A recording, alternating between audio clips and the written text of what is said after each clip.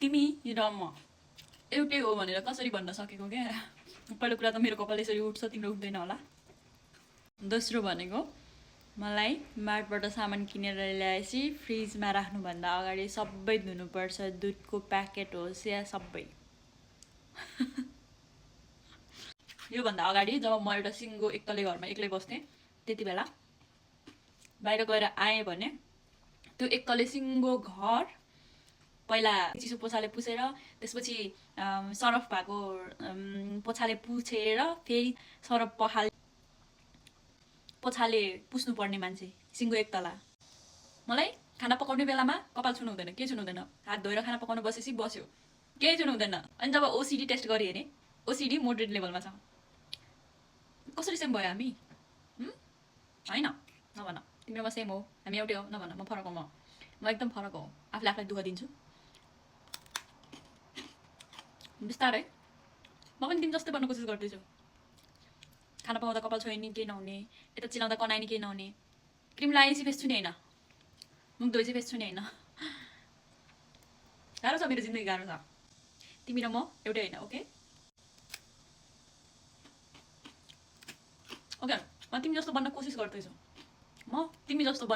गर्दैछु, मलाई धकन भुइँतिर फर्काएर राख्ने हुँदैन, माथि फर्काएर राख्नुपर्छ। के गर्ने त के गर्ने, अब नर्सिङमा त्यस्तै सिकायो, बेटादेखिको धकन भुइँतिर कोल्टे पारेर राख्ने होइन, ठाडो पारेर राख्नुपर्छ भनेर सिकायो। अनि आफूले पढेको कुरा स्ट्रिक्टली फलो गर्नै पर्यो, के गर्नु त। अनि आजभोलि यसो सोच्न थालेको छु, जेसुकै होस् भनेर आजकल झ्याउ लाग्छ क्या, टायर्ड पनि छु। त्यसैले म अहिले टायर्ड भएर रेस्ट गरिरहेको छु। मलाई थाहा छ फेरि महिलाहरू यतिकै पनि टायर्ड हुन्छ, इमोसनली हामी धेरै एक्टिभ हुने भएर, धेरै सोच्ने भएको भएर। केटा मान्छे स्ट्रेटली सोच्छ भने हामी केटी मान्छे इमोसनली दायाँ बायाँ सोच्छौँ नि त।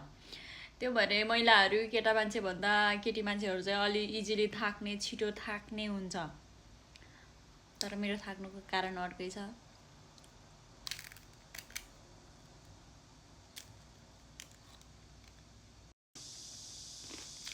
मलाई जङ्गल डाँडा काँडा जान मनपर्छ भने तिमीलाई सहर बिल्डिङ मल जान मनपर्छ होला। तिमी र म एउटै होइन। मलाई एउटै कपडा वर्षौँ लगाउन पाए हुन्छ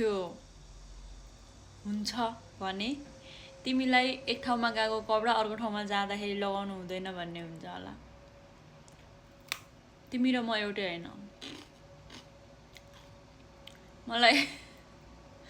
मलाई मेकअप पनि आफै जानम, खाना बनाउन पनि आफै जानम, घरकै खाम हुन्छ।